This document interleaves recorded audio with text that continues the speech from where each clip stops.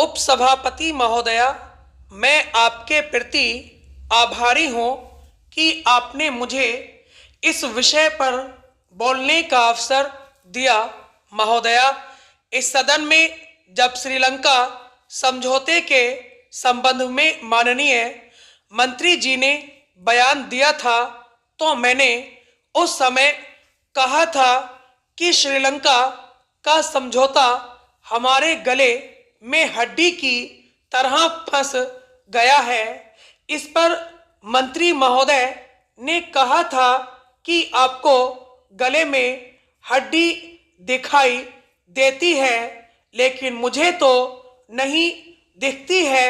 उस समय मैंने कहा था कि 3 महीने के बाद आपको गले में हड्डी दिखाई देगी और जोरदार ढंग से दिखाई देगी। उससे दर्द होगा और सारे शरीर में दर्द मालूम होगा। तो वह 3 महीने तो नहीं गुजरे, 2 महीने के बाद ही गले की हड्डी का दर्द बढ़ गया और सारे शरीर में, राष्ट्र के शरीर में वह दर्द आज व्याप्त है।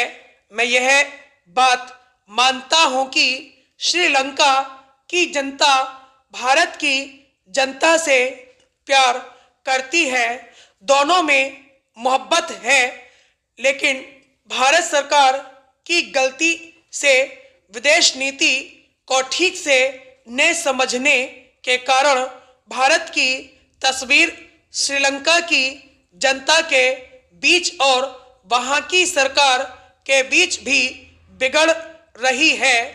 जब यह समझौता हुआ तो इसका स्वागत हुआ था।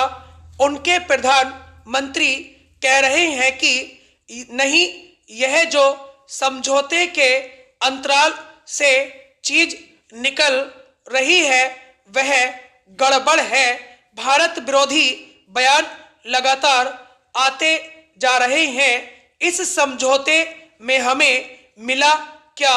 न तो तमिल वालों को संतुष्ट कर सके और न सिंहली को संतुष्ट कर पाए।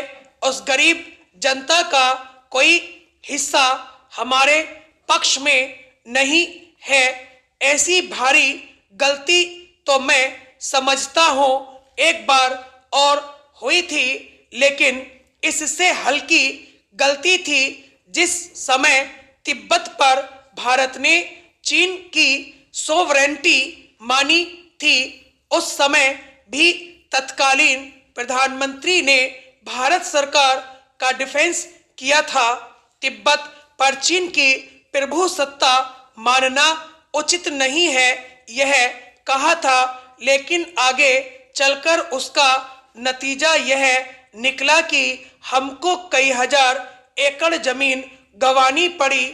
आज भी चीन हमारी धरती पर बैठा हुआ है और हमेशा आंखें दिखाता रहता है, पंजे चलाता रहता है, कभी किसी भूमि के हिस्से पर और कभी किसी हिस्से पर पंजा मारता रहता है। आज श्रीलंका की स्थिति जो है वैसी स्थिति कभी खराब नहीं हुई थी। भारत का वहां जाना गलत था, लेकिन अब ऐसा फंस गया कि उसको बाहर निकलने में भारी कठिनाई हो रही है। इनको तत्काल निकलना चाहिए। मेरा कहना है कि एक दिन की देरी किए बिना वहां से बाहर आना चाहिए। यह काम उनके सुपुर्द करना चाहिए। ये लोग तर्क दे रहे हैं कि वहां अमेरिका आ जाएगा, वहां इजराइल आ जाएगा, वहां पाकिस्तान आ जाएगा। तो क्या आज इजराइल वहां नहीं है? क्या आज पाकिस्तान वहां नहीं है? नहीं, सॉरी, उन्हीं के बल पर यह मुट्ठी भर LTTE आपको सता रहे हैं। हमारी इंटेलिजेंस ने भारत सरकार को धोखा दिया। इंटेलिजेंस में हमारे ऐसे लोग हैं जिनको कहा कि 48 घंटे के अंदर हम कब्जा कर लेंगे और वहां जैसा चाहेंगे वैसा कर लेंगे। उपसभापति महोदया, रक्षा मंत्रालय के अनुसंधान तथा विकास संस्थान के सभी साथियों ने जो प्रयास किया और जिसके फलस्वरूप हम पृथ्वी को अंतरिक्ष में भेज सके हैं, इसके लिए मैं उन सभी कर्मचारियों, सभी वैज्ञानिकों, सभी तकनीशियनों को तहे दिल से बधाई देता हूं और उनका अभिनंदन करता हूं। यह हमारे लिए एक गौरव की बात है और इसको मैं आनंद की घटना भी मानता हूं। इससे यह भी पता चलता है कि वैज्ञानिक प्रगति की कक्षा में हम दुनिया में किसी से पीछे नहीं हैं, बल्कि कई देशों से आगे हैं। इस वैज्ञानिक प्रगति के अवसर पर मैं प्रधानमंत्री जी से एक विनती करना चाहता हूं। इस दिशा में बहुत प्रयास करने की जरूरत है। हम सभी मानते हैं कि भाषा संस्कृति की वाहन होती है और हम यह बात कई सालों से कहते आए हैं। हमारे देश की राजभाषा हिंदी है और हमारी जो प्रादेशिक भाषाएं हैं वे भी समर्थ संस्कृति की वाहन हैं।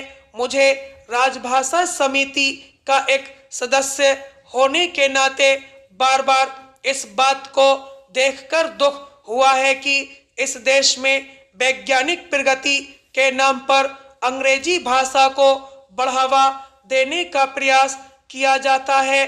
कंप्यूटर और वैज्ञानिक प्रगति के नाम पर अंग्रेजी को चलाने की बात कही जाती है। मेरी आपसे प्रार्थना है कि इस देश की संस्कृति जिसका आप बार बार जिक्र करते हैं उसका संबंध भाषा से भी है। इस देश में अनेकों भाषाएं हैं। हिंदी इस देश की राजभाषा है और देश की जो अन्य प्रादेशिक भाषाएं हैं वे सब समर्थ भाषाएं हैं।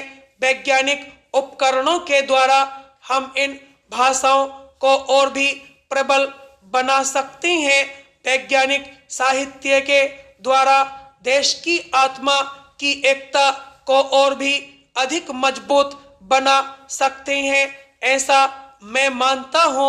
इसके लिए प्रादेशिक भाषाओं को समर्थ बनाने के साथ साथ देश को जोड़ने वाली राजभाषा हिंदी को भी समर्थ बना सकते हैं।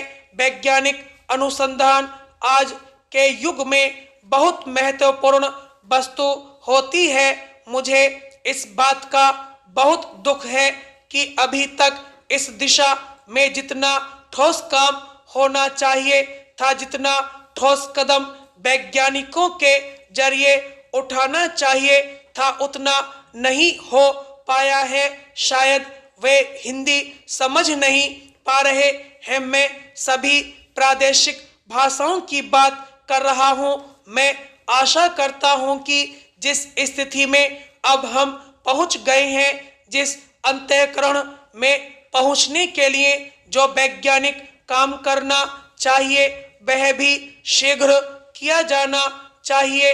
मैं आशा करता हूं कि स्वयं प्रधानमंत्री जी इसमें रुचि लेंगे और इस एकात्मकता की प्रक्रिया को आगे बढ़ाने का प्रयास करेंगे और वैधानिक तरीके से इसको आगे बढ़ाने का प्रयत्न करेंगे। यही मेरी विनती है। उपसभापति महोदया, मैं यह कहना चाहता हूं कि भारत के वैज्ञानिकों, प्रौद्योगिकी के क्षेत्र में काम करने वाले लोगों और उनके साथी कर्मचारियों ने आज भारत के गौरव को बढ़ाया है और इसलिए इस देश की जनता इन सभी के प्रति सदन के माध्यम से अपना हार्दिक आभार प्रकट करती है। स्टॉप।